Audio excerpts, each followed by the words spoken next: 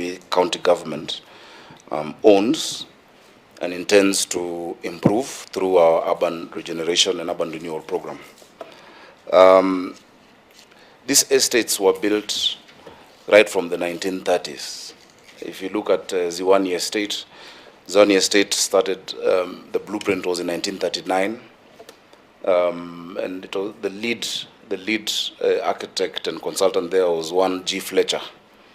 It was one of the first African decent housing settlements in the city. Before that, Africans were staying in squalor and in really terrible conditions, as has become the case now in many parts of the city and many of our urban areas. Jericho is also one that is historic from the 1950s. It's an estate that has produced a lot of Kenyan heroes. The first person to raise our flag, hoist it on Mount Kenya, Kisoi Munyao. We've had Napunyi, the boxer. We've had Barack Obama Sr.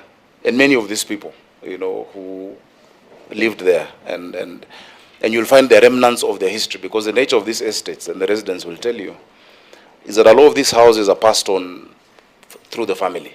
So you'll find a child, an uncle, leaves it to a nephew, and that is the case as it is in all of them. Woodley, and I can see my friend representing Woodley here, was started by Sir Richard Woodley, who was a councillor, rather named after Sir Richard Woodley.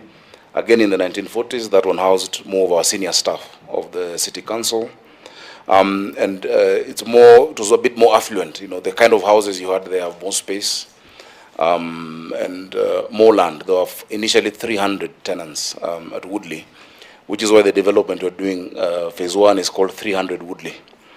And I can go on and on about all of those. Jericho, of course, is named after a prominent Kenyan politician who was assassinated, Ambrose Ofafa, during the clamor of independence, And Mbotela was also murdered at the same space at Bama, which was later torched. The idea at that time was to create conflict between communities and to make the Western communities, that is Luyas and Luos, blame the Mau Mau for those murders. And so as I close that, at that time, a lot of work went on. Jaramogi Oginga Odinga, together with Tomboya, would go around Makongeni and these estates preaching peace, telling people don't react, don't respond, and we go to our independence.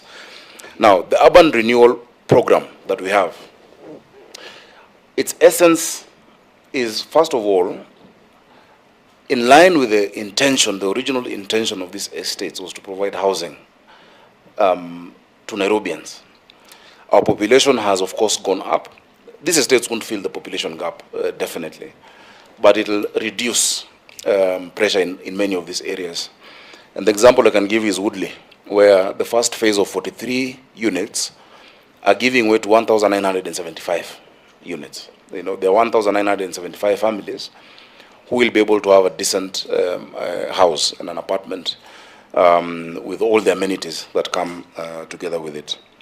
They're all at different stages of development.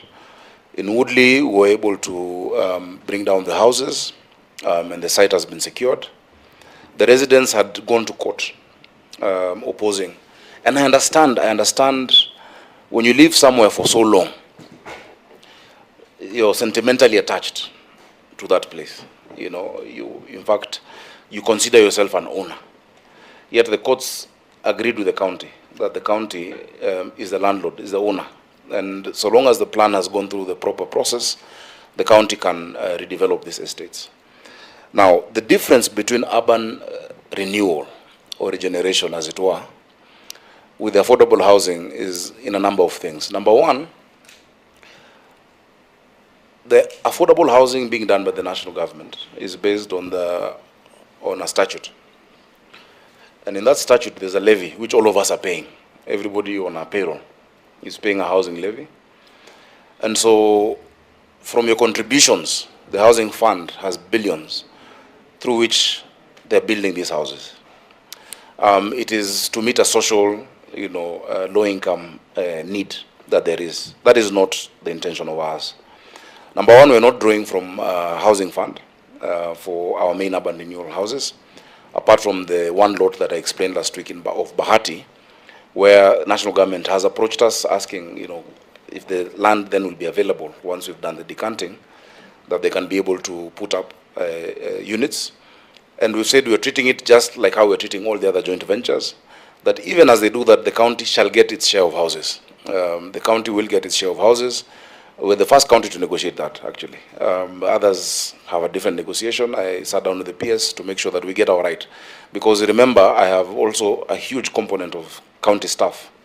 We now have 19,000 members of staff in Nairobi County under my administration, who we also want to provide for decent housing, as it were. I made a promise when I was a senator of Nairobi, and as I campaigned, knowing for a fact that the model where people who've been living in these houses are then told that go and you'll come back and have the first priority to pay rent until you own it was unfair. I feel it's unfair, and I felt it's unfair. Because by very nature of the relationships these people have with the original tenants, there are very few, and they'll tell you there are very few that have changed hands. That card stays in the family. I say that we shall acknowledge the tenancy within our records. And once the houses are completed, they will get the house for free. And it is really not for free, because then if you consider it a back mortgage, what they've been paying, all these years, then it is a recognition and it's goodwill of the contribution that these tenants have had. I still stick to that position. We passed it in our cabinet, in the county government, and that's the position that we hold. That every family that has a card that is in our register, because a card is, you don't just hold it, it reflects with our records, will get their house. They will get a house. They will have ownership. They will not be renting. They will not be paying the county rent. The only thing that they might have to pay then is service charge, because you must service these places for garbage collection, cleaning, etc. That is the only amount that they will then have to pay at that point. Remember, there will also be other tenants who come in, who had never been part of this history, who have never lived there, but who will be paying rent or will have bought these houses. So there's some which will be bought, some which will be rented, and then some which, of course, will have those who had been there. That is a stark difference between urban regeneration and social housing. It is because if you look at social housing, the reason they need a fund is many of the areas where these houses are being done may not be economically viable or attractive to the private sector. But our estates are very attractive to the private sector, which is why, if you look at the tender we did, they were falling over each other, to come and bid for those slots. Because they have seen that commercially, they can be able to build, relinquish the units owed to the county, and make a profit. Because they have an imperative of profit, they're businessmen. They're not doing it because they love Kenya. They have a profit imperative. And that is why, all of them have structured their financing to be able to reflect that. Now, we've told them that they must do certain things. Number one, there are certain areas where historically, and I took through my lawyers and urban, planning and housing team through the history of all these estates. You will not demolish Jaramogi Oginga Odinga's house. You will not. We will want you to retain that or something to show as a museum. This is where Jaramogi Oginga Odinga was staying. You will not go to Shauri Moyo and take down the house where Tomboya used to stay in when police would barge into his house, during the time of the Kapenguria 6 and find him with Julius Nyerere and with a small leather pouch where he'd collect money to pay Dennis Pritt, the lawyer for the Kapenguria 6. It would be so bad to lose that history. And there are many other examples. And these houses also should provide, if you go to Jericho, boxing is big in many of these estates. We need those social amenities to be put into those estates. Whether it is a new social hall, a bigger one, whether it is also maintaining Camp Toyo, which has gone into dereliction because it was being run by CDF, we've asked for it, and many other examples, Chairman. So I think that gives you the background and the history.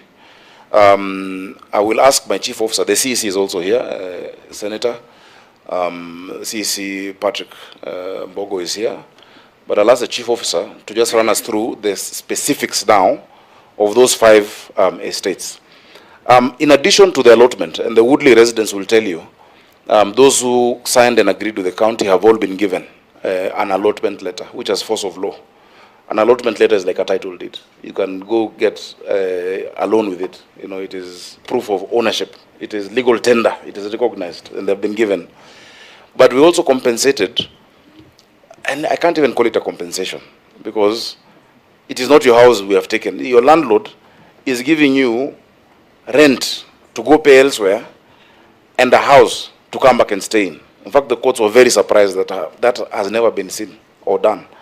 But our thinking is, the imperative of the county is not to be profit-making. You know, we're not trying to do business with our people. If 43 houses are giving me 1975, and that's just one example, my chief officer will give you the breakdown of the others, then it would be so greedy for a government to also want to press harder on those 43 that have yielded, or of those 20, you know, or others. So, Chair, I will ask Chief Officer to then take us through. Just a point of order, Chair, before the CEC comes in. Senator? Yes, Governor, it's good to give that broad background. We like to ask some specific questions just about the things you've said. Yeah. Number one, with the negotiation with the national government about Bahati. Yes. What is the percentage housing the county government is getting? Number two, there is a report in today's dailies about people allocated this affordable housing, ending up selling them. I want to know what measures have been put in place by your county government to ensure that beneficiaries of all these units cannot resell them. Thirdly, when you were here last, you told us about this cabinet memo for the existing tenants to get their houses for free. Have you now submitted that cabinet memo? Because we need to see it. And lastly, a copy of that allotment letter, has that been supplied? Thank you, Honorable Chair. Okay, let me answer those. On Bahati, we've not yet gotten down to the specific percentages. It's a discussion, it's an ongoing negotiation with the PS Hinga. Once we have done that, because we've not yet released it to them, you know, but that is the framework that we are, you know, in discussion with. Once we agree on the percentages of housing, we shall be able to submit that. It hasn't gone into that stage. On that, before you leave that, so yeah. But at least the bare minimum is Yeah. that every person that has a unit now, Yes, will must get a unit. Must get a unit. That's a bare minimum. That's a reducible. That's a reducible minimum. But of course, we see we can get more value than that. You know, over and above those who are being getting a unit. On the issue of affordable housing and people selling them, that is a national government problem, because their model is different. Their model, that because of Bahati only.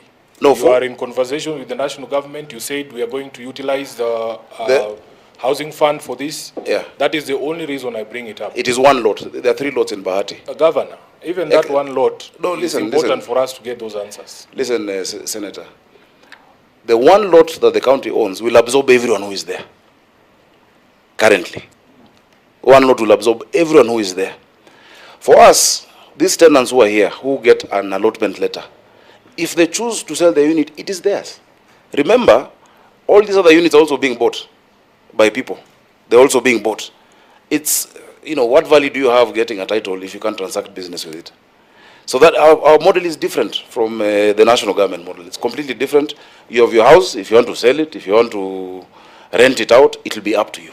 But it's a commercial transaction. That is why it is corporate entities coming into our JV, into JV with us. On the issue of CAP memo, I think we can produce that.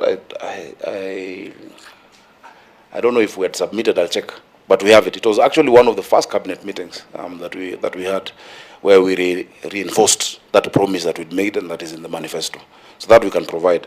But beyond the cabinet memo, the Woodley people are a direct example. They are holding allotment letters, and we can get a. Do you have a copy? You know, Governor, it is this is the reason why we say we should always remember where last this conversation stopped. Yeah. Last meeting you had undertaken to provide those documents. We need to see them. And you know why I'm asking that we need to see them. given our previous interactions before the Energy Committee, that sometimes you say things, then you don't write them down. Senator, the issue of the allotment you can get. That's what I'm saying. It's a document. Before the end of the meeting, you'll have a copy. We spoke about it last time, so just provide it before. You'll get it. I just want to encourage you, Senators. I'm a very lenient chair, but let's try to speak through the chair. I want this to be a good engagement. Yeah, so that applies to both sides. Yeah, so Chair, I mean, those are very straightforward documents. They're public documents, and they should be found within this meeting. Of course, we'll redact the name of the person on the allotment letter, but it's just to show you how an allotment letter looks like, and the specific ones that we've already issued. That is only on where we've already issued allotment letters through our lands department. Our chief officer is here. Through the chair. Senator Wambua. And when we come to that, then it will be important because we have representatives from Woodley. Yes. To confirm that they have actually received those allotment letters. Yeah, I'm giving a small leeway so it can be a conversation. And as you can see, you already see the environment is good for conversation. Yeah. But I think some of this will also be delved in if we give the biggest stakeholders in the House today is actually the representatives. Yeah, so that's why I'm trying to be lenient, so that let the governor finish, and perhaps I want substantive follow-up question like what Senator Sifuna has asked, so that the ones that we can be able to delve in terms of granular questions can come, or insights can come from the other side of the. Because I'm very keen to listen to the residents and I want to give them adequate time. So I don't know whether there's any other senator who has got any substantive follow-up, but if there isn't, I wanted to request that perhaps Senator Sige puts herself on record. She's a member of this committee and she just walked in when the governor was presenting. Thank you very much, Chair, members and guests as well from the governor's team. My name is Senator Christopher Sige. I'm a member to this committee.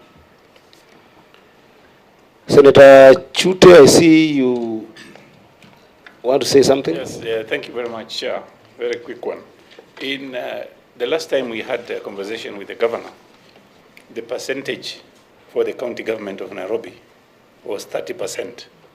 My question would be, if he's going to have a deal with the Department of Housing, how is he going to expect to get the 30% and at the same time give the land to the housing department for affordable housing? How does it work? Governor, please, may you respond to that? Chair, the 30% varies.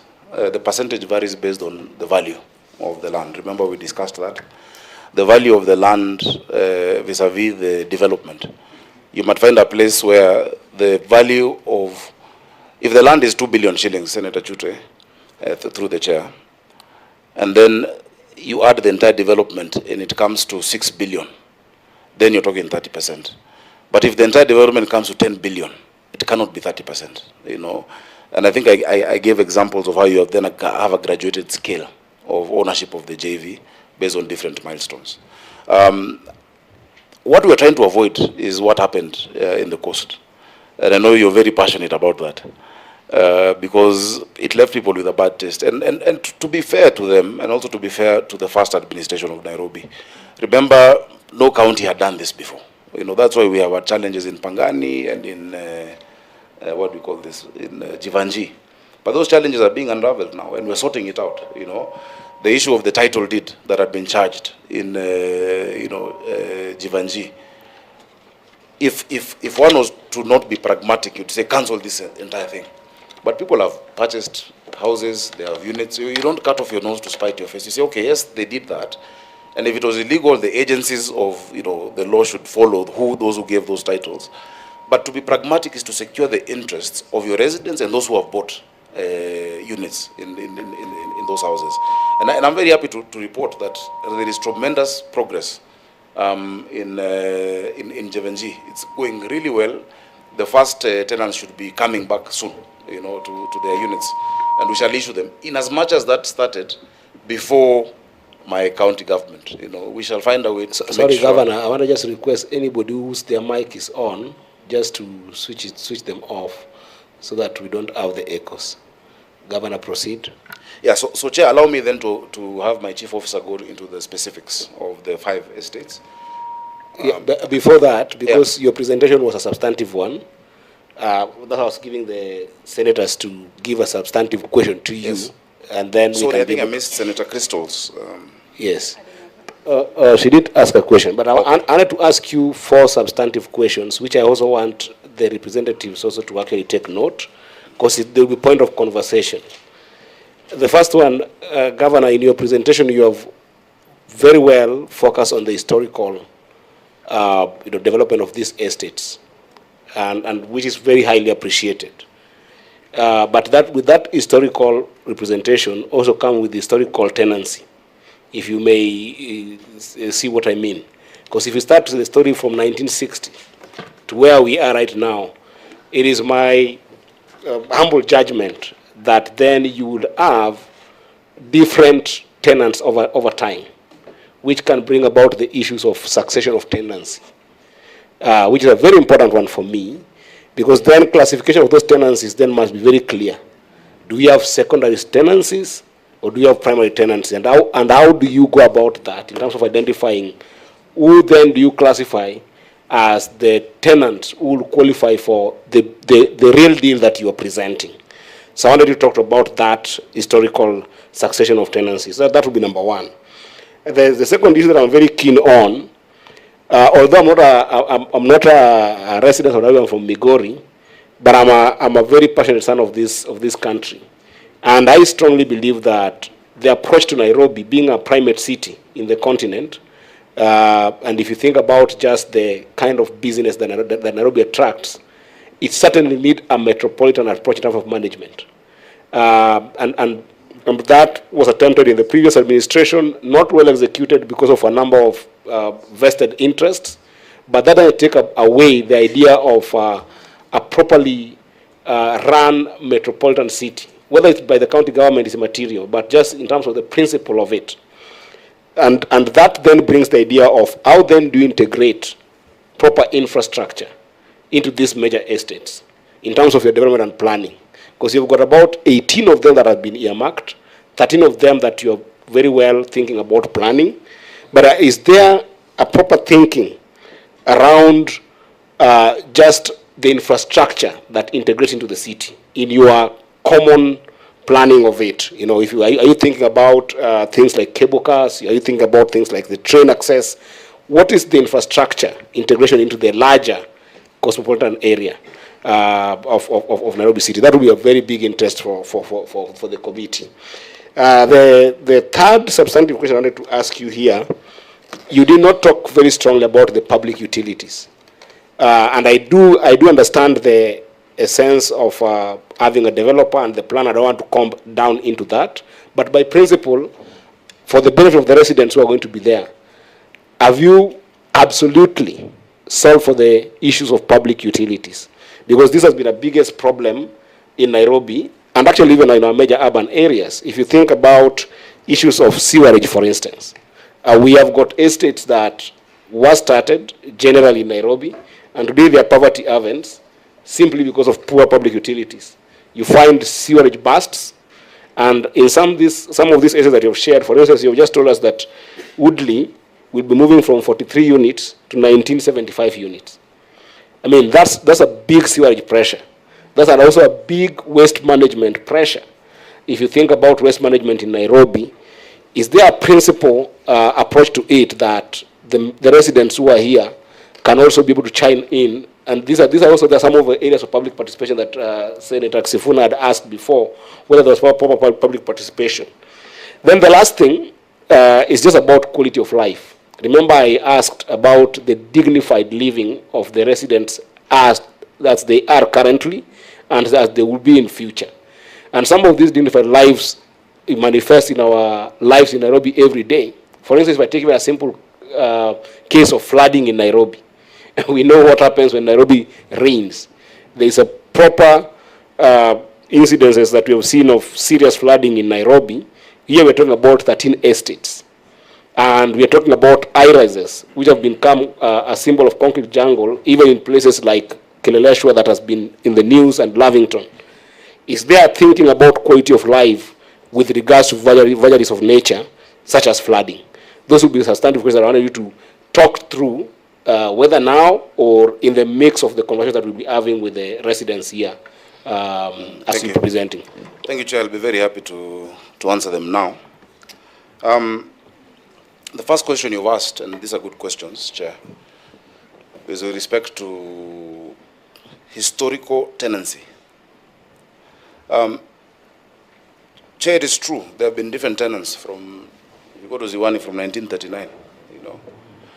But any lawyer will tell you that we can only get into an engagement with that person who we have a contract. And the person we have a contract with is the person in our records who is paying the rent. The Rating Act, which you passed in December, also alludes to that. And so, yes, there could be some who are the ones we've contracted, the ones who have the documentation, but they have sublet to other people. First of all, the subletting is not legal. It is not acceptable, and it cannot be recognized to us. We can only engage with those in our record who have been given that allotment and who are our tenants, Chair. In many of these estates, the extensions, they're also illegal.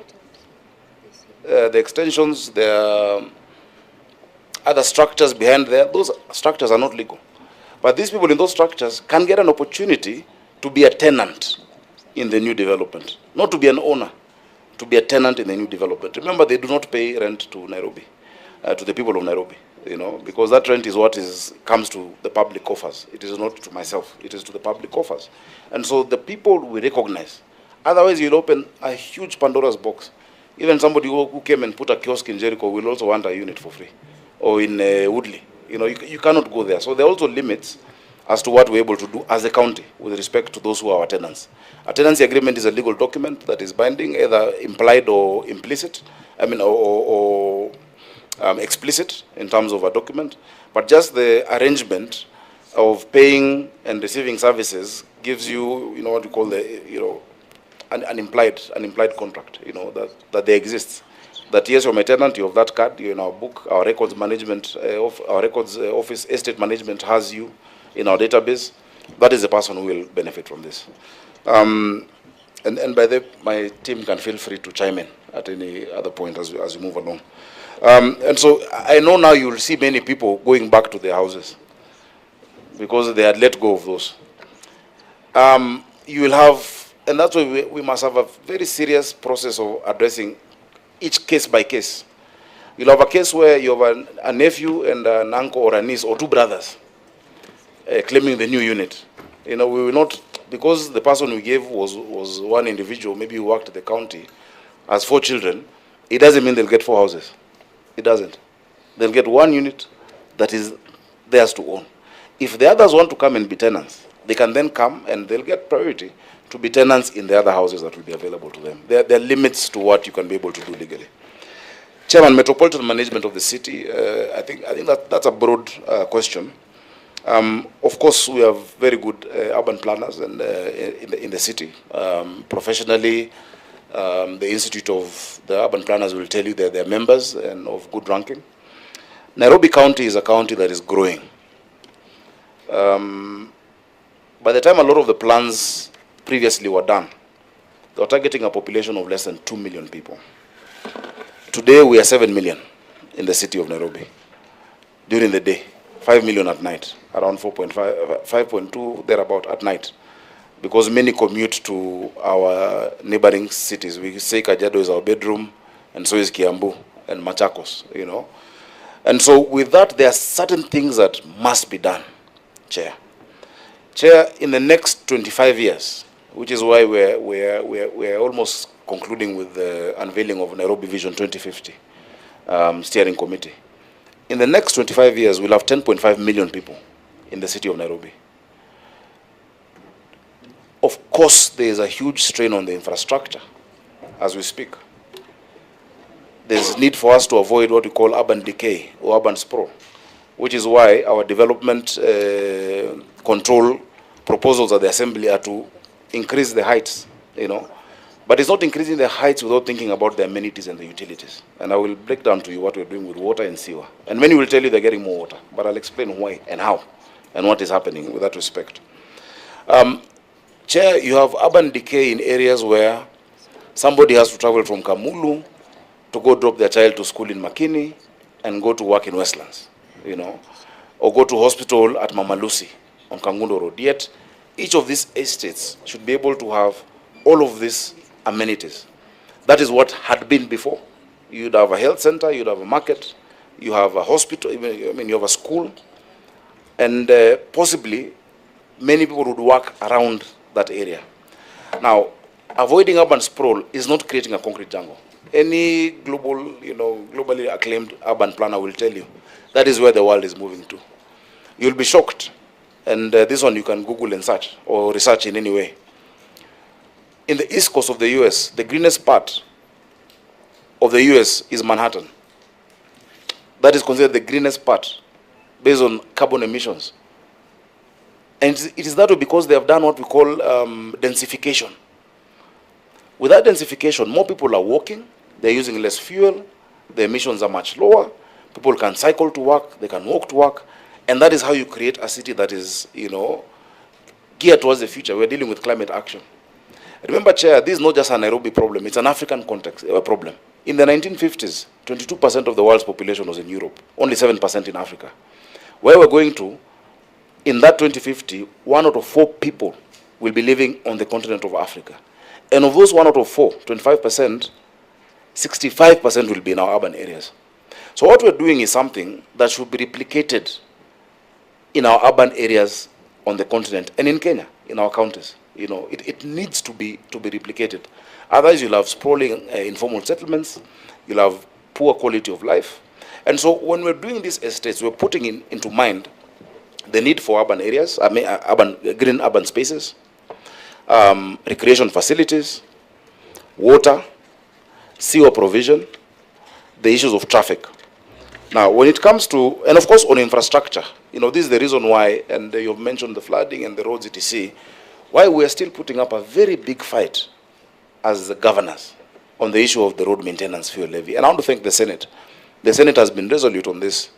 And a lot of our leaders, especially the Right Honorable Prime Minister, is spoken about it time and time again, that it cannot be that every Kenyan pays for fuel levy when they buy fuel. They pay for it. Inadvertently, everyone pays for it. And then there are 2 categories of roads, national and county, but you want this money only on the national roads. You come to a city like Nairobi, you find like the major arteries that everyone is talking about and has a problem, Jogo Road, for instance, Agwin Skodek, go to Juja Road, are not managed by the county. The funds are not there with the county, but when people hit those bumps, the name that is easiest to pronounce is Sakaja. Let us have the responsibility with the resources. The members of parliament cannot want to control infrastructure and plan citywide or countywide, yet the area of focus is so narrow. And I gave an example. I don't want to give a specific member, but if you have a member of parliament who has a huge informal settlement and also a middle class settlement, for instance, Upper Hill and Kibra, or Hurlingham and Kawangware, or Westlands and Kangemi, when they get money through Kera, and I don't know why Kenya rural roads is in Nairobi, but anyway, they are.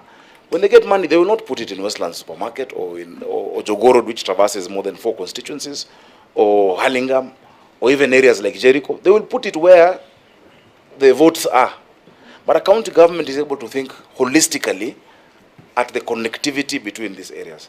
So, Chair, on infrastructure, I think we need more support. And counties should also be allowed to resource it. Remember, RMLF, a component of it, I think 25%, is being securitized. But it's being securitized by the national government. Why is it that the national government can go borrow, securitize, and do all that for their projects, but not for county projects? For you to build a city of the future, the amount of money you need is way more than what we collect, and way more than what we get from equitable share. Even if we push to 450, Nairobi will just move from 20 to 23 or 24. So, Chair, on that one, I just want to thank. Point of order, Chair. Chair, I think that if the governor restricted himself to answering specifics, we would move a bit faster. Yeah. Specifically, what is about infrastructure? I think you should go to pointed answers, Governor, because if we sit here and listen to all these stories, we might not be here. We know what our position is on RMLF. We know what the position of our party leader is. maybe you can tell us about your party leader's position. But let us answer the specific questions that have been raised so that Chair, we move a bit faster. Chair, if you remember what you've asked me, you've been very clear about infrastructure. And Yes, you've in fact asked about but just potholes. I think the point is just being able to summarize so that we have a lot of heads in the room who can be able to. So, Chair, on the public utilities, and you know, I mean, if you ask a wide question, you'll get a wide answer. You know, I can't summarize when you've asked generally about metropolitan planning. Public utilities, the example I can give is Woodley. All of these estates, we know that the population is going to go up, definitely. Chair, you know what we're doing with respect to water. I think I've expressed it in this committee. We've had a huge shortage of water in Nairobi. We've been able to increase 140 million liters per day. For Woodley, there's a new line that will affect Hurlingham, Kilimani, Kileleshwa, coming down from Kabete through to Oleodume, to actually the junction of Kungu Karumba, the new road that connects Ngong Road and Langata Road. That line will serve this estate and the estates around it, including Langata, that has never been getting water. Now we have a new line coming through Karen, which has never gotten, by gravity, from through Bomas of Kenya. And so, while you have done that, the point I really want you to understand is that the Nairobi is water scarce. Yeah? We require 900 million liters a day. But we only had 525 million liters a day. We've added 140, but there is still a gap. There are two projects which I would urge you to help us sort out. On Northern Collector 2 and Maragua 4, that will add another 220 million liters a day to serve these estates. It can be done within the next 2.5 years. The financing request, again, is stuck at the national level. So, Chair, I think I'll leave it at that. Remember, with increased water, 75% of it then must be sewer provision. That is how you calculate it. At least with the Nairobi River Regeneration Program, we're doing a 1.8 by 2 meter trunk sewer, 54 kilometers. That will serve population for the next 40 years, but along that corridor. A lot of estates had been, putting direct connections of sewer into the river. But now when you have a trunk sewer on both sides of that one river, remember we start with Nairobi River, phase 2 is Ngong River, which is the most polluted river on the continent, and then Mathare River. With those three, if they also have that component of trunk sewer, and remember these are contracts that are coming with the financing, we should be able to be pretty good when it comes to sewer. Very well. I think that for the purposes of fairness of time, yeah, I'll leave it at that. I'll allow your, did you say your Chief of Staff? Yeah, Chief Officer. Chief Officer, I mean, yeah. just 2 minutes, in case there is any part that you didn't, capture, and then I'll open it up to the representatives, so you can listen to the representative from what you have presented, and then I'll come back to the senators. No, Chair, just clarification on that infrastructure, because the problem is with everything the governor says, there are questions that arise.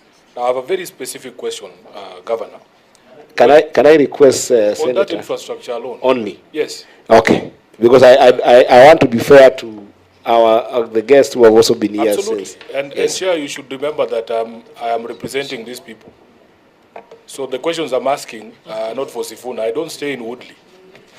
Governor, when we had this conversation last time about the joint ventures and how we determine how much allocation of houses the county gets, we only made reference to the cost of the land.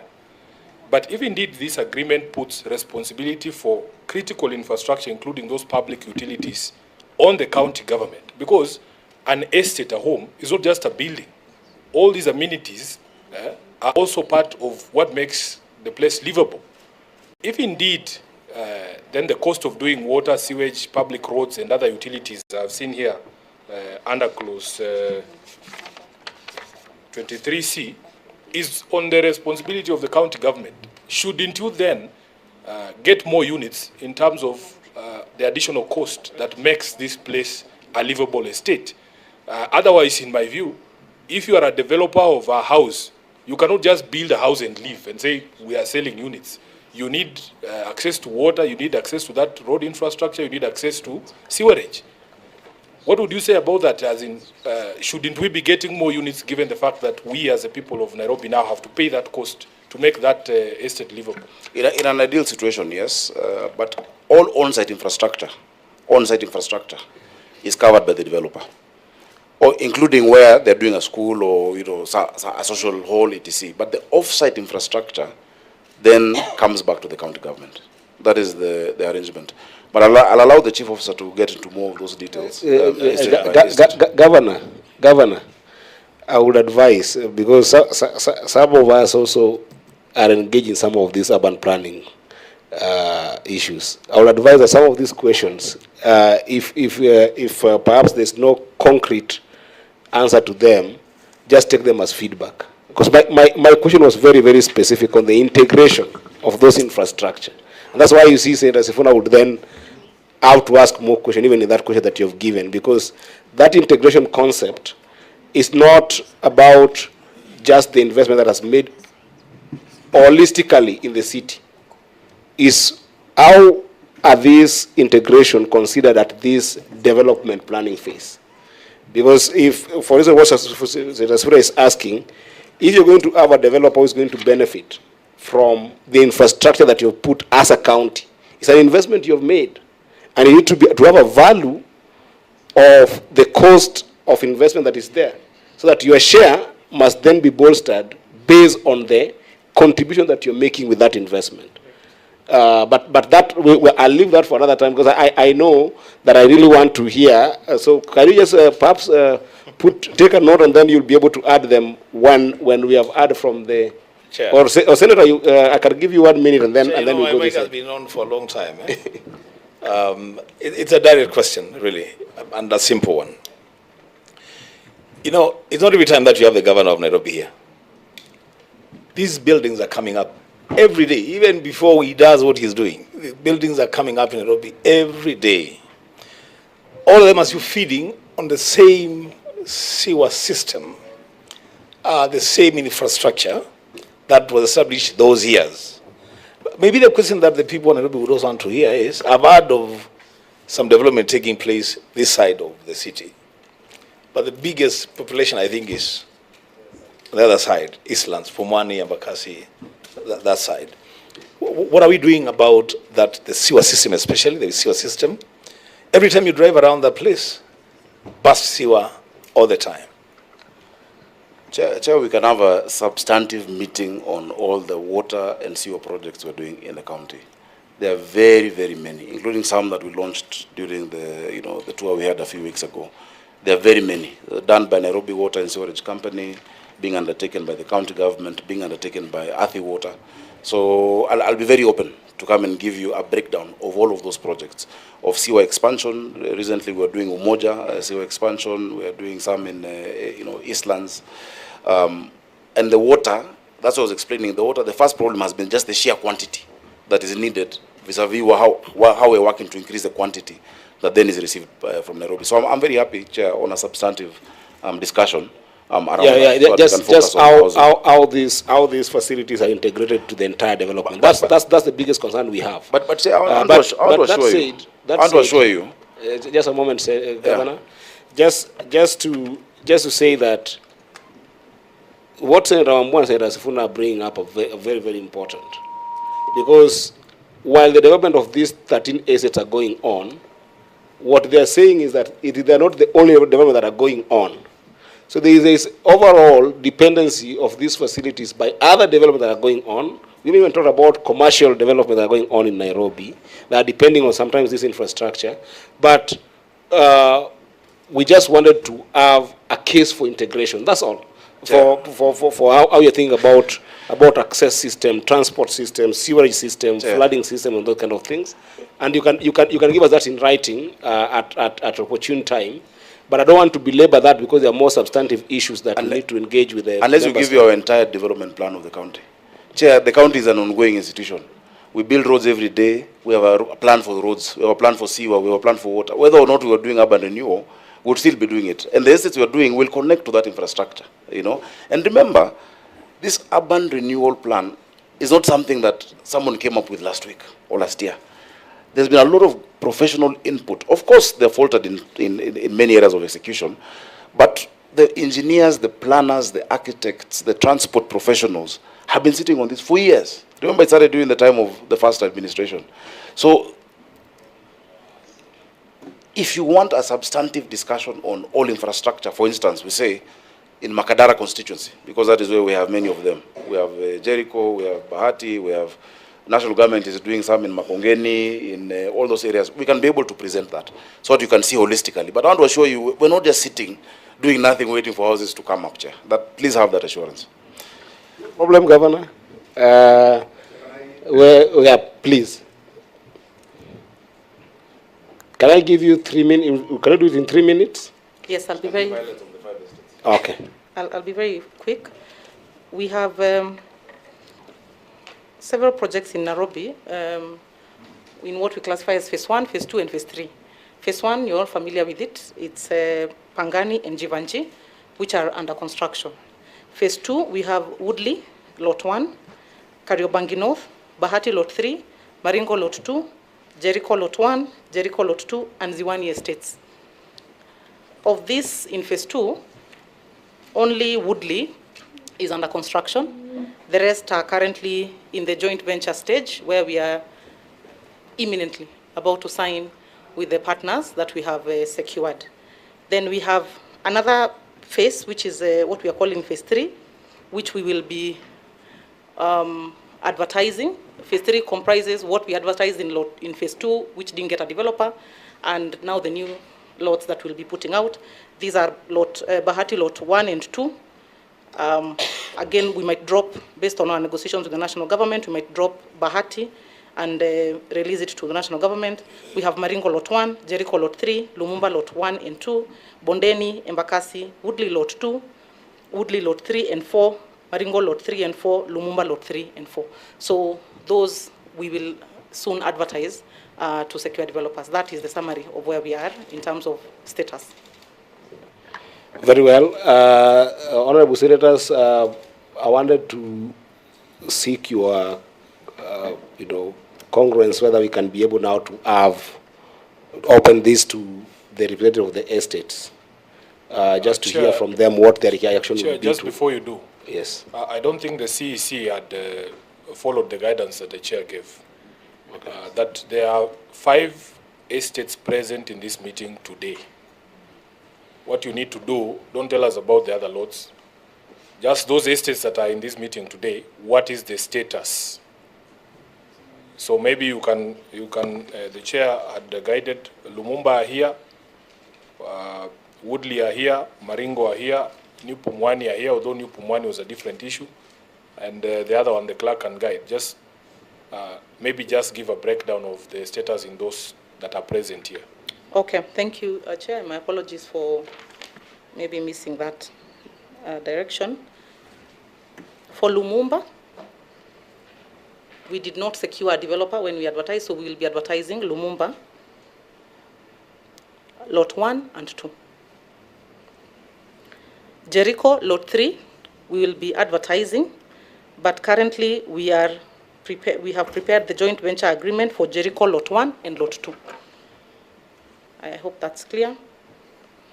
New Pumwani, I think that's something else. It's not part of the mapped estates.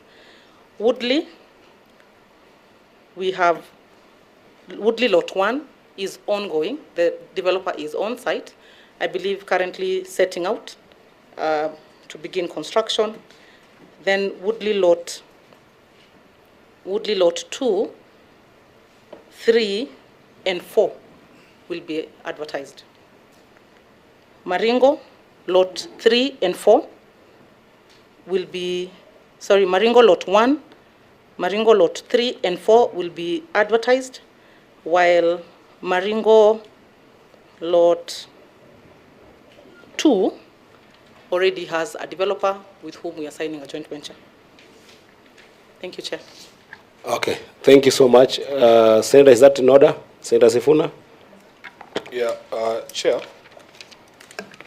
There's a breakdown of the phases. We have pre-construction, construction, and post-construction activities. Now, when you say you are advertising, is it safe for us to assume that you are done with all the preliminaries, including the engagements with your tenants? Yes. Please go ahead. You are done with the tenants. All public participation has been concluded in Lumumba, in everywhere. That's what you're saying. In terms of the intention to develop, all right, that one we have concluded. What is not concluded is the conversations around the inconveniences, what the chair has been calling the dignity of tenancy and how we are compensating these tenants. Those conversations are pending, as they are for most of the residents who are here. We are yet to, lock down. Are we going to give you a 2-bedroom? Are we going to give you a 1-bedroom? How long is the, eviction notice? How many months do we compensate you to be out of sight before you come back? So those nitty-gritty conversations have not yet been concluded with all of those estates. Now, wouldn't you agree with me, Chair, that pending conclusion of that conversations, you're poisoning the atmosphere? I think there was an undertaking by the governor last time you were here, Your Excellency, that nothing would happen prior to conclusion of those. I don't know why you're calling them inconveniences, because that choice of word is a bit odd, Madam CEC, because these are serious concerns that are being raised by your tenants. No, and, she's saying the tenants' inconveniences. Correct. Tenants being inconvenienced. That's what I'm saying. I doubt you will classify the concerns in Jericho or Lumumba as inconveniences. These are major concerns. And Governor, we had advanced this conversation where you had gotten to a point where I think you had undertaken in no uncertain terms that there would be no agreement signed without these so-called inconveniences having been cleared. But maybe, Chair, with your guidance, we can hear from the residents about these inconveniences. And then, before even that, the update I would love, because I want Governor, this committee is very keen on closures. Some of them will be long-term closures, some will be medium-term closures, but some are certainly short-term closures. And those closures, what I was expecting in that particular brief, I think it's one of the most important briefs that we have had in the entire conversation. What I was expecting is, with Lumumba, this is the timeline we have to conclude on those concerns. These are the ones we have concluded. In the next 2 months, 1 week, 3 weeks, we are concluding on that conversation for once and for all. We are proceeding this way. And Governor, I talk also as a political leader, in the sense that I know that a governor's term is 5 years. And the last 1 or 2 years, there is a lot of political activities going on. So we don't want a situation whereby this thing becomes so an open-ended conversation, that we haven't concluded on this, we may conclude on it, we will conclude on it. Is there a specific update on every single of these 5 estates with regards to, just a moment, with regards to where are you at with those conversations with the residents, so that I can be able to actually open? I think this would be a good point to open up to the residents also. But I'm going to give you just 2 minutes. If you have got that brief, what you have said that is pending, how long is this going to be pending in your view with regards to each and every of those estates? You know, Chair, you're giving a direction, but just allow us to also try and help if we can. The governor has had his time. He has laid out his case. He has said what he had to say about the estates that he had to speak about. The residents are here. Why can't we just hear from them? Yeah, and that's what I've said, that whatever the update she has given that Senator Sifuna has followed up on is a very, very serious update, that we need to have a concrete answer to it. If there is none, it's also fine, because you've got the residents here. But I'm just saying, for 2 minutes, do you have a time-bound update with regards to those agreements? Chair, where we have a developer, for instance, Woodley, we did conclude immediately on the MOU. The MOU is a fairly standard document which is applicable across the estates. So the minute a developer is secured, for instance, we have done the documentation, we have signed the JVs, we have signed the form of contract, and all those statutory processes are concluded, and developer is properly onboarded. Remember, it is the developer who compensates, all right? The resources to compensate the tenants for the time they will be out of the site comes from the developer.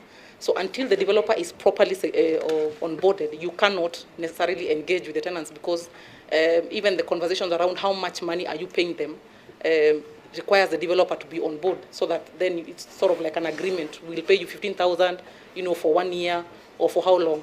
So a lot of these conversations will move faster once we conclude with the joint venture agreements. Where we have concluded the joint venture agreements, Reed, Woodley, and Kariobangi North, those conversations with tenants have been concluded. The MOUs are just pending signature. Woodley be finished, Kariobangi North, we're just about to do it.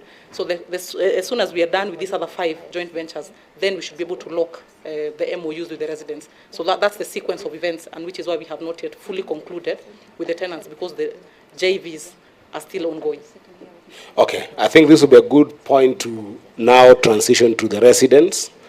And I think the neater way to do it, if you would allow me, our guest for today, I would go estate by estate, and I will first of all just request the chairpersons from the estates to, make a submission or respond to what the governor has said, and then time allowing, I'll then go another round whereby I'll allow the estates to actually perhaps have maybe a secretary or a member who, depending on how you are organized, I will be fine opening it up to any of the residents' members. But let's start with the chairpersons of the estate, and I will start with the Ofafa Jericho. If the chairperson or the person representing the chairperson is here, then I will give you this opportunity to perhaps, let me just see in terms of time. I think 5 minutes is fair, isn't it? I'll give you up to 5 minutes. If you want to share that 5 minutes with a secretary or a treasurer or a member, you're free. This meeting is free, but we'll start with the Ofafa Jericho. And remember to reintroduce yourself for the benefit of the governor and his team before you do a submission or a response or a query that you want the Senate to be vigilant on this development. Thank you. My name again is John Mugoda, Chairman of Ofafa Jericho Residents Association. Excuse me, Chair. May I make an honest request? Sure. 5 minutes may be too short for us to present. And if we are to start presenting, I would request that Maringo, the way we had arranged it, start presenting, we follow, then Lumumba comes through. If you don't mind, if you can give us at least 10 minutes.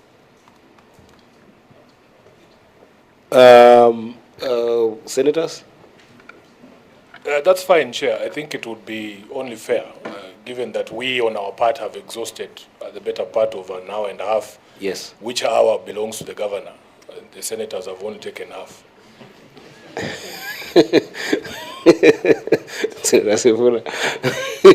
Okay, I'll give you 10 minutes, but then that would mean that just see how you spread it. So you are requesting that I start with Maringo? Yes, Chair. Okay, please, Maringo, the chair is Peter, right? Yes, Peter, please go ahead. Sorry, the chair is Shauri Njoroge. There are 2 Njoroges. There is Peter Njoroge and Shauri Njoroge.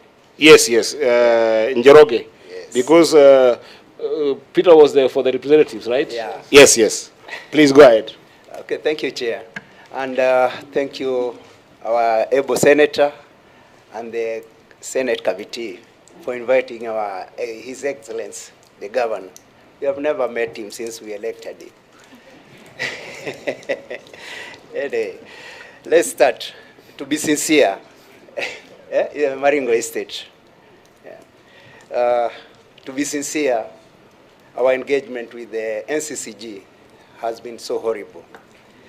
First of all, we came at the bottom of the chart when they were finalizing issues. And when we asked them who did the public participation, they never did it in Maringo, and nobody in Maringo was involved. So they were doing is chiefs and estates officers, not engaging the residents of Maringo. when it comes to public engagement, we have, when it comes to awareness, nothing was done. Here we see there were 6 clusters, nothing that was done. When it came to mapping, when they were doing mapping, that's when some road constructions were going on. So they were doing it clandestinely, hiding. And we even asked them, what are you doing? They told us that we are trying to mark the roads. We come here telling you that these people don't come up openly. They come up hiding. Another thing is that recently we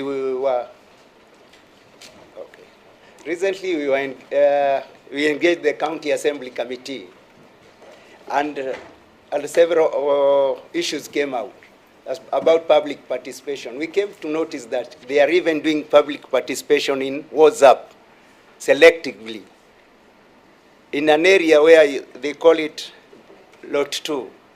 We have 310 houses. They only engage 74 households, leaving out the rest. And when the acting director of housing was asked to clarify, he said that it's true, that they are doing public participation in WhatsApp, but selectively. It's in the hazards.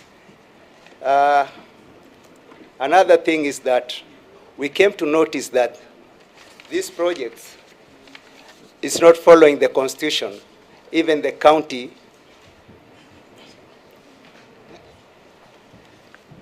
acts. Okay, let me leave it to the secretary, kindly. Good afternoon, Senate Chair. My name's Onyango Gutu, the Secretary of Maringo Estate Residents Associations.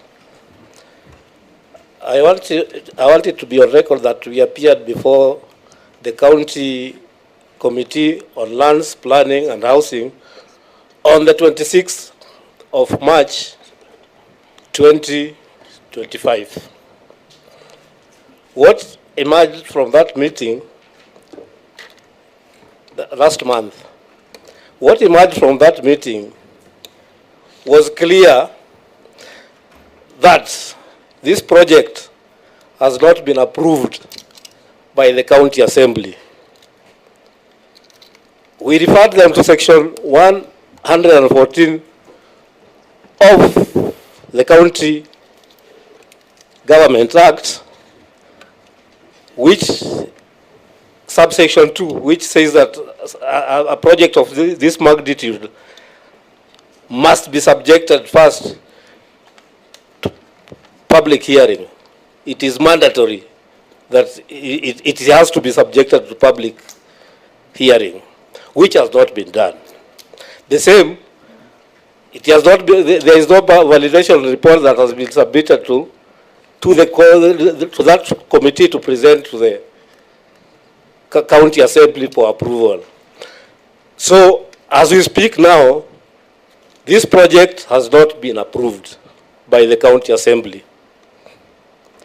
Number 2, Section 115 entails that laws and guidelines for such a project have to be emanated from the County Assembly. In this case, there is none.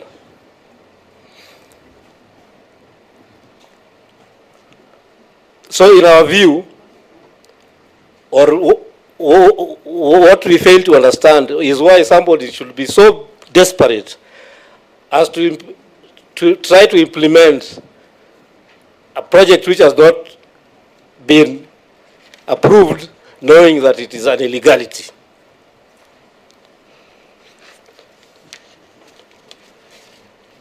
When we talked of public participation, sorry, let me just say one thing. The acting director of housing told the meeting that only 7 MCAs they went with to Naivasha are the ones who approved the project, contrary to provisions of Section 114 of the County Government Act. When we come to public participation or public engagement, we had about 6 of them, but on all occasions, they were coming to tell us what they are intending to do or what they have passed, not putting into consideration our input, which they were conducting the public participations contrary even to the provisions of their own guidelines. I think we gave out files and we have put all the documents that will prove that they were not even following their own guidelines.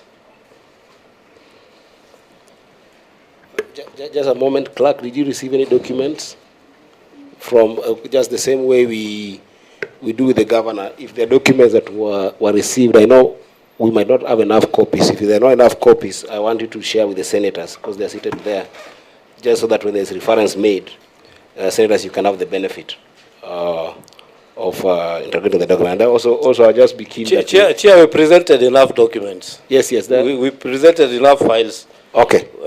So don't worry, the clerk will supply the senators with the files. Go ahead. On matters of ownership, house ownership, we wrote to the governor a letter dated 6th of March 2024. The governor has never had courtesy even to respond to that letter. From March 2023 up to this moment and time. We wrote him a reminder in October last year. The same, he has not responded to the same.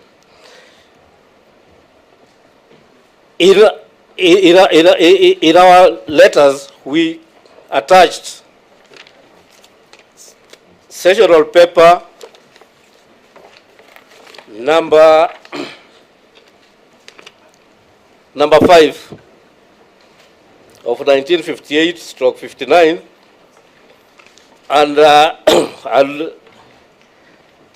I'll refer you to page 23 of the same document.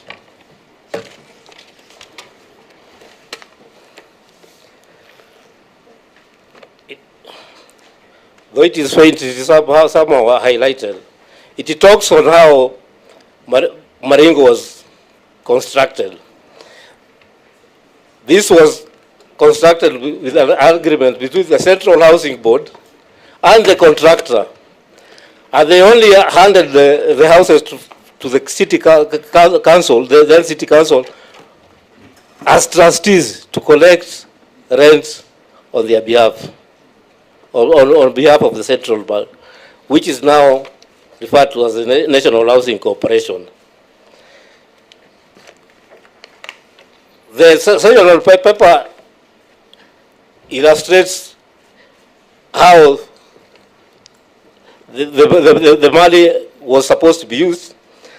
It included all even claims. We wonder what claims the city council or the county government is claiming on the estate. We also have sessional paper number 4 of 1959 at page 39. It gives the redemption period of the loan, which is put at 25 years. It is very clear that that loan was supposed to be redeemed within 25 years. But the city council have continued collecting rent. They have refused to reply to our documents. In fact, even in our last sitting, the acting director said that they own the houses in trust, meaning the houses do not belong to them. We also have a Hansard extract of 1960, which is clear, it was now repealing the powers that they had given the then city council, the power to collect rent now, and gave it back to the Central Housing Board to collect. And it is even clear that what they legalized at that time was only administrative arrangements that the city council and the Central Housing Board had. That is what was legalized in 1960, according to the Halsad report that we have. We have also a Kenya Gazette. Yes, Senator. Sorry, Chair. We're just discussing here amongst ourselves, and we appreciate the presentation by Maringo, but quite clearly the issues that are coming up are issues that actually should have come up during public participation. We cannot allege to conduct public participation here. That would not be possible. Chair, what we would want the Maringo representatives to do is perhaps point to the issues that the governor he has made a presentation.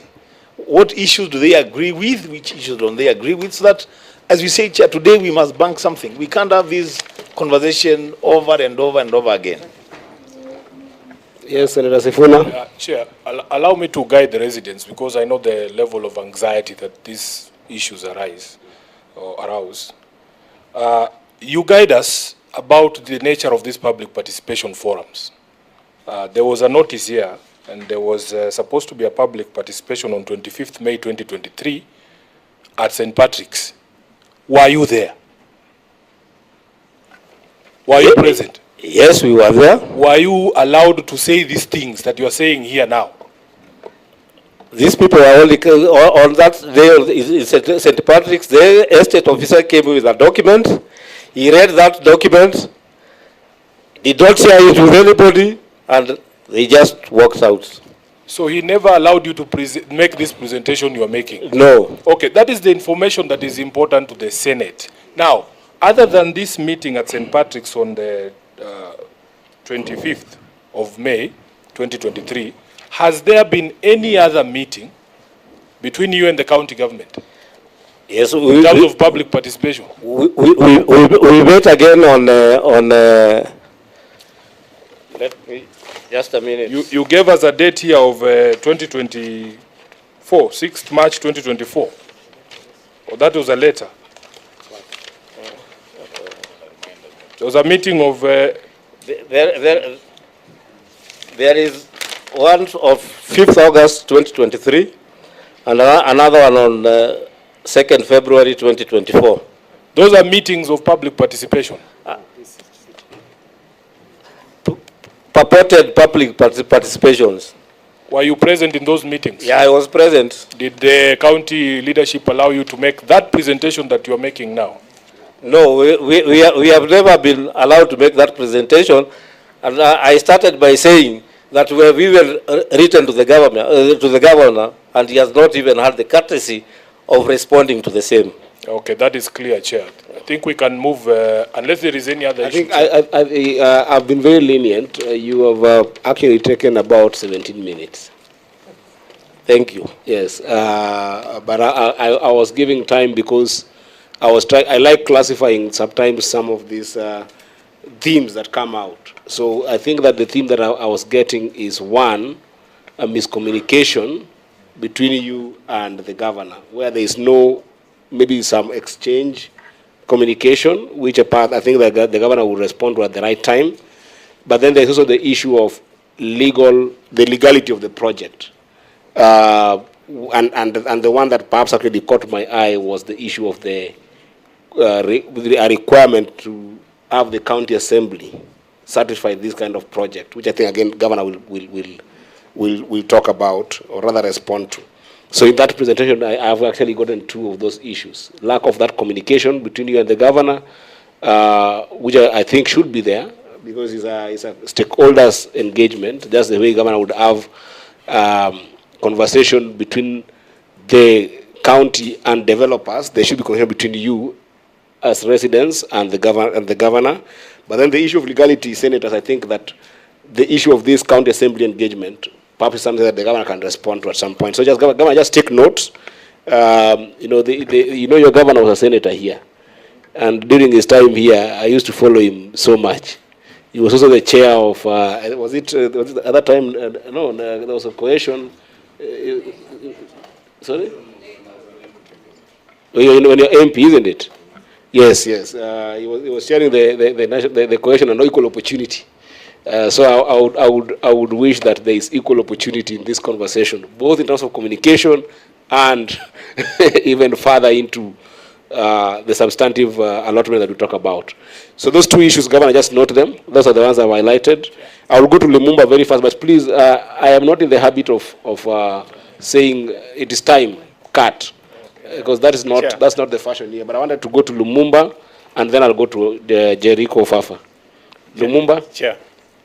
Yes, Senator? Chair, I think if you want us to move very fast, what you need to do is to guide our guests on what the governor has said. If they are objecting to what he has said, what point?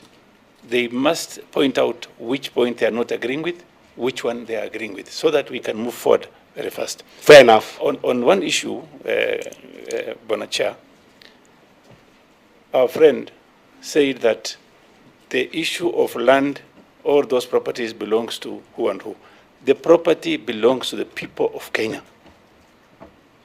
And that is what he should note. From there now, we can keep on moving very fast. Please guide us. No, that's guided. That's guided. I think you've taken note from what actually Senator Sifuna emphasized that. All the senators have emphasized that. Let us, for the purpose of moving forward, the governor has done a presentation. The clerk did capture all the conversations that we have had in the past, which was what I call a status report. Let us try and interrogate those ones.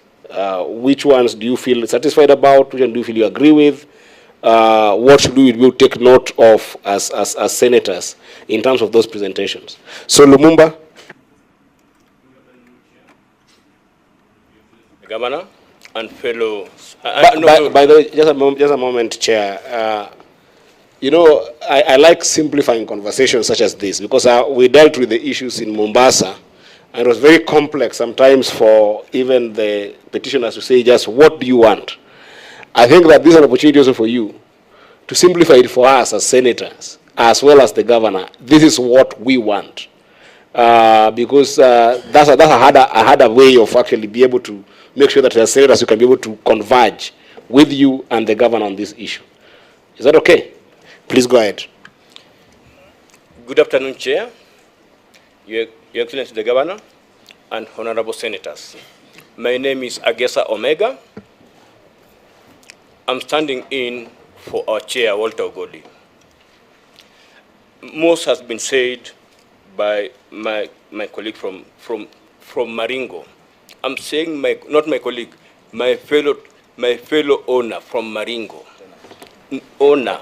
Why do I say owner? Not tenant. Owner. Chair, can you restrain the governor from Governor, stop intimidating, threatening the witness? No, but I've never seen. Governor, you only speak to the chair. Yeah, next week has a problem. No, tafadhali. But I'd like him to tell us how owners pay rent. Because they pay us rent. No, we can. You have your time. Why do I say owner? You are protected, sir. Let me clarify to him. In his presentation, there are some things he was trying to evade. He gave not the whole history of the land. And my friend Agesa. Yes. Here you only speak to the chair, you only look at the chair, you only point at the chair. I'm sorry. Chair, please. You know these matters are fairly emotive. Eh? And if there is need for physical separation of the governor from the witness, it will help us so that he is free to express himself. I have known governor not to be a violent person. I guess proceed. I am now concerned. Why do I say owner? The governor has been very evasive. Evasive in which ways? he gave just a brief talk when it came to the history. He never mentioned anywhere the things which the last Senate asked him to produce. And if he could have produced all those, he could have known we are the owners. What I'll give, the governor came and also admitted the county had not gotten a contractor. We are not dealing with Governor Sakaja. We are not dealing with General Badi. We are dealing with Nairobi County government and the NMS, because NMS was a legal entity. So let's start it from the NMS. Our first engagement with the NMS was, and that's the question he asked, how about when NMS leaves the office? The officials by that time responded by saying, Justice Helen Wasilwa ruled it very clearly. NMS is a legal entity. So let's start it from where NMS started this project. In February 15, they called us. We have a meeting with them, which we responded to the call. Which year? February 15, 2021. 2021, okay.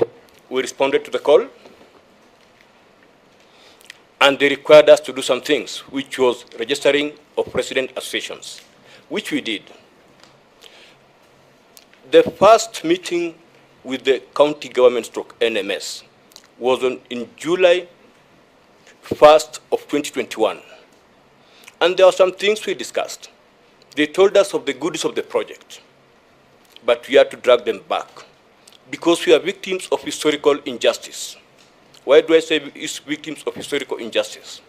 Our parents, when they got these houses, when they were allocated, there were documents, and even as my other co-owner has stated, the sessional paper of 1959, sessional paper number 3 of 1959, it stated very clearly, the rent, the loan which had come from the Colonial Development Fund to the Central Housing Board will be repaid through rent structure. Through rent what? Structure in the document. We came to independence, and they can even admit it in one of their documents. The first estate to be constructed, to be built by the Nairobi County government, was Uhuru Estate. Uhuru what? Uhuru Estate. Why is Block 51 unique? Because it sits on one piece of land, Maringo, Ofafa, and Lumumba. And in that one piece of land, you realize that's where the whole issue is. No title deed. The other time he told that county, he told the Senate committee last year March, we were preserving the lands. That was not the role of the county government. It's the role of the National Lands Commission, not the county government. Why did they come in 2021? Because that was the expiry of the duration. They are waiting for the expiry of the duration of the historical injustice. That's when they came and ambushed us. Our parents have gone to the graves crying fall of what the county government did to them. How did they play the fall? They took the first cards, which had a lot of things. Now they gave us the cards, which now had the social housing thing. When they gave us those cards, when our parents went to ask after, in 1988, they asked the councillor by then, Sami Mbogwa, tunataka nyumba zetu. The only thing they could tell us is, wapi imeandikwa hiyo. Knowing very well when they had come from the village, they never knew anything related with the law and housing. The governor, each and every time they ambush us, through SMS, unlike before, when they advertise one, two, three things in the media. I'm talking of the print media. We have the copies of the print medias with us. When we had the first engagement with them, that's why I say we cannot trust them. They keep on shifting goalposts. We agreed all what had been discussed, which we presented to the Senate committee last year, for them to avail. After availing, we agree on certain issues, which they said, kama iko hivyo, kama ni ukweli, we shall honor it.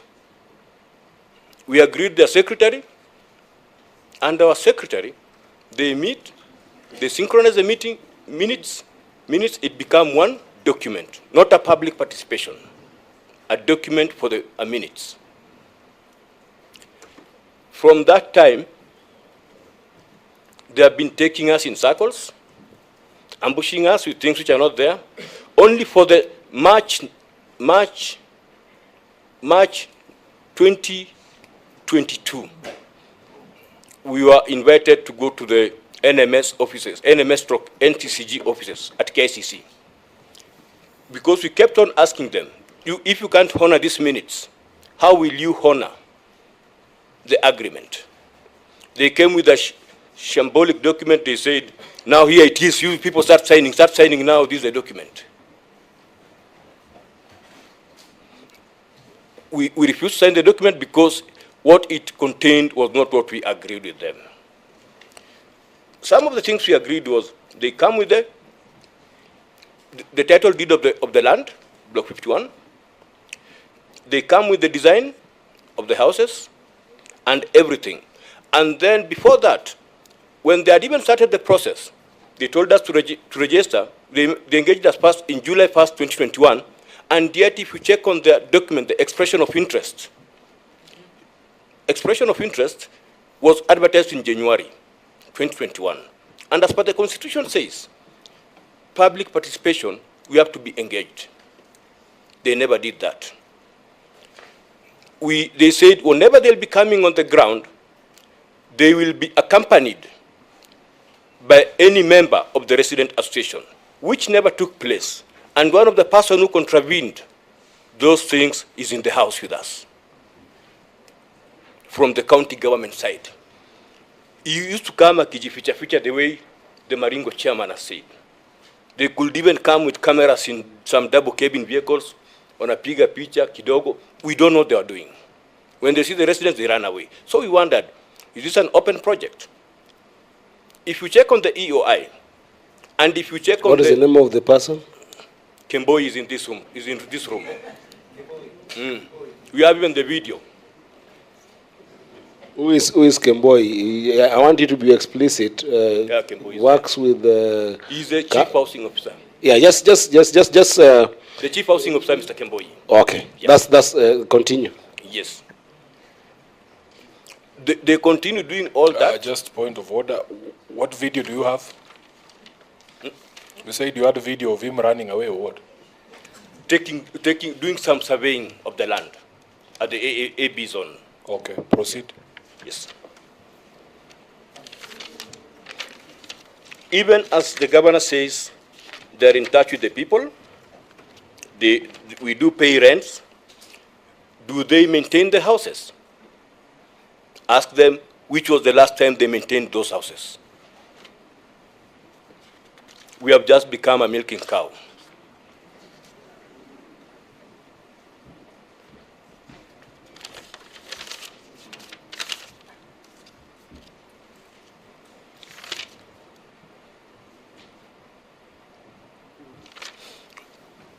I think I will stop with that leave for my chairman Mugonda because of time.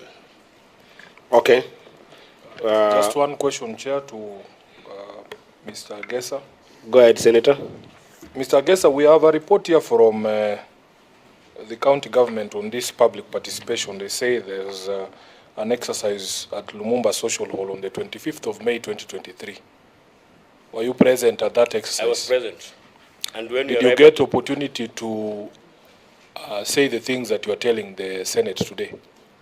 We were present. Our main role was just to listen to what they've come to tell us. So you didn't tell them any of these things? They said, no, tumeambiwa tu tuwasomei karatasi. Tulipouliza, wakatuelezea, ati hii karatasi, tumeambiwa tusipatie mtu. That was the estate officer. Okay. Estate officer Lumumba. Okay. Yeah. Chair, another supplementary. Chair, with what Mr. Agesa has just said, what then, as per your own question, Chair, is the ask from him representing Lumumba? Yes. Go ahead. What we expect from the county government is for them to come and hold a public participation. We discussed some of the things we are raising here, one of them being the ownership of the land. Immediately settle the issue of the ownership of the land, that's when we shall now discuss about the project. Okay, I guess just as I said, I like concretizing what I'm trying to get into the theme, and that's why actually, if you had about substantive questions, the 4 of them, now they are coming out, Governor. I'd ask about the question of successive tenancies, which was basically substantially the issue of, is there an ownership problem or this? But for you particularly, I guess, you have referred to session paper number 3. Yes. Which was a contract of finance proposals. Yes. For the Nairobi African Housing Project. Yes. Are you telling this committee that in your humble view, or rather your understanding, that session paper was a contract